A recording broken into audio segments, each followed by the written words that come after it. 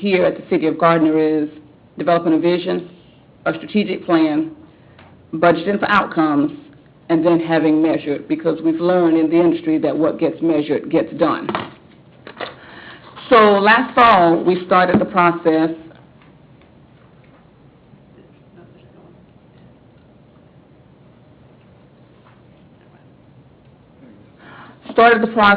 of trying to develop a vision or a strategic plan. As part of that process, we gathered some suggestions and information from two key components. The first component is internal, where we look at city staff as well as council members.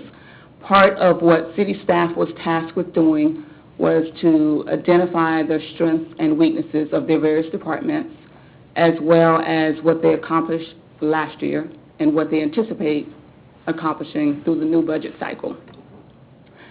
We will also, next month, start with a goal-setting session with you as the council members so that we can look at the second component of the internal concept. Along with that process, the external input is very important. There are two components of the external component: the business owners, and then the residents, and then other special stakeholders. Once the vision, plan, and all the input is gathered, it's going to be important that we align the city's financial resources, or that we budget for outcomes, and then we implement the plan. It is important to make sure that as we look at implementing the plan, that we have some metrics in place so that we can continuously monitor how we are performing. So we started last September with our first session, and the way we developed the sessions, I reached out to Steve DeVore over at the Chamber to start with kind of the chamber groups. And we asked that he segment them so that we would get into a room of at least a small group of people so that we could have maximum interaction and have some discussion on various things. So over the series of 4 months, we met with almost everyone throughout the chamber, and each of the sessions were very similar. So the first session, large retail, and then we invited all of the financial institutions.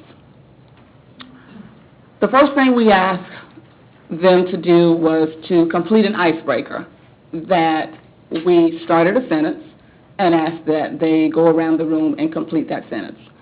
And the sentence we started was, "We're glad to have a new city administrator, and we can hardly wait for her and staff to start working on what?" And we asked them to complete that sentence. And what we heard was that they really wanted a vision or strategic plan for the future. They were very interested in making sure that the city become more business friendly. We must tell our story. We must let the rest of the community know that Gardner is open for business. That it was important to improve the focus and direction of city council, that we kind of knew where we were going and we were all on the same page. And they realized that growth and business development, particularly along the downtown corridor, was going to occur, but that we must prepare for that and kind of focus that, and that we look at community revitalization. It was also important for the business community for us to have some type of facilitation of stronger relationships, and that we change the attitude and culture at City Hall. So a key component of what we're looking to train, and we've already started this through administrative services, looking at someone to train, and we're going to start that training next month, was on customer service. So we'll start with the leadership supervisory group on customer service training so that we can change the attitude and the culture at City Hall, and that when businesses come in to do business with us, they understand that we are pleased that they're here. We asked this group to identify strengths and weaknesses. So here's what we heard through the strengths and weaknesses survey. We have a really good school district as a strength, but we have citizens who are apathetic. That we have great small town charm and we're sophisticated, but don't try to do business with us. because we're just very, very difficult as an organization to do business with. The strength we heard was that we have the ability for controlled growth with a solid core of business people, but our taxes are burdensome and we're landlocked. We heard the business community say that it's great that we own our own utilities, but we have a divisive political environment that they thought was counterproductive to new businesses coming to the area. The business community at this meeting told us that we have a sense of community, great access to the transportation network and a park system, but we're a bedroom community, so we don't have enough of diversity of uses, and the condition of some of our properties is problematic.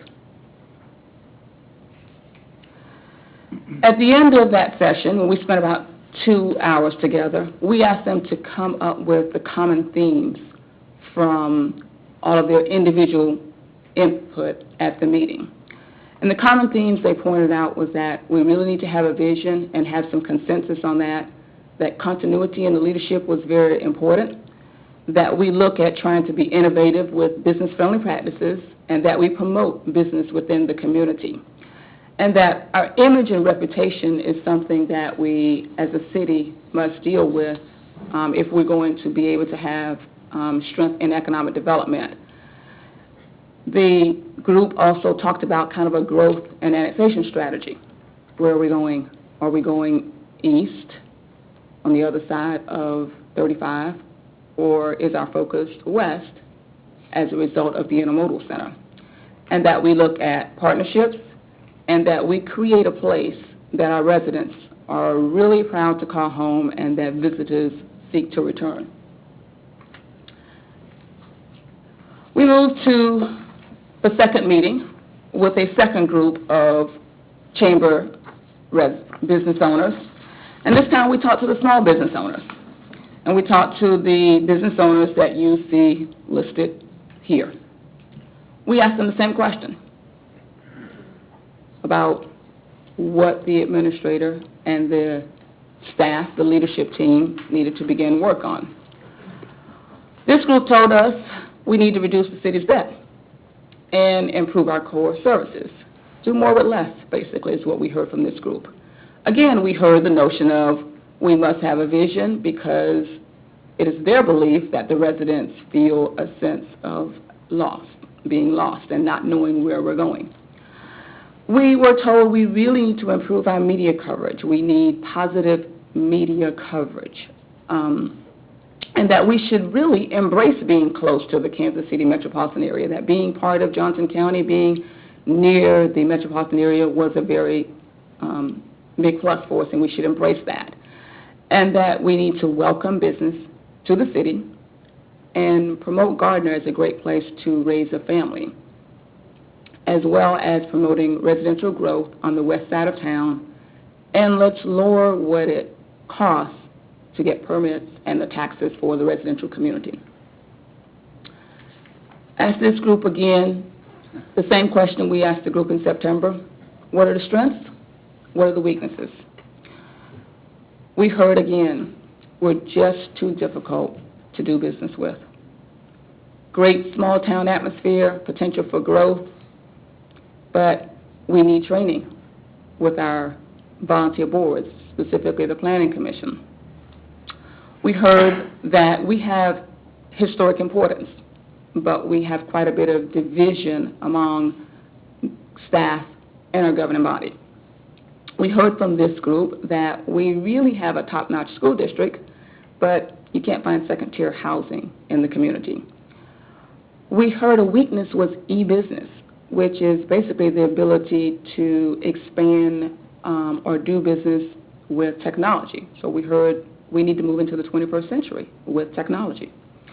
Police coverage was great, but if you're a new business, you're not welcome here. We heard from this group that we have friendly, honest, loyal residents, but the cost of doing business here is much too great. Common themes for this group. Second group, we heard again, visioning. Let's be more business friendly. Let's show unity. Let's improve customer service. attitude of staff towards businesses,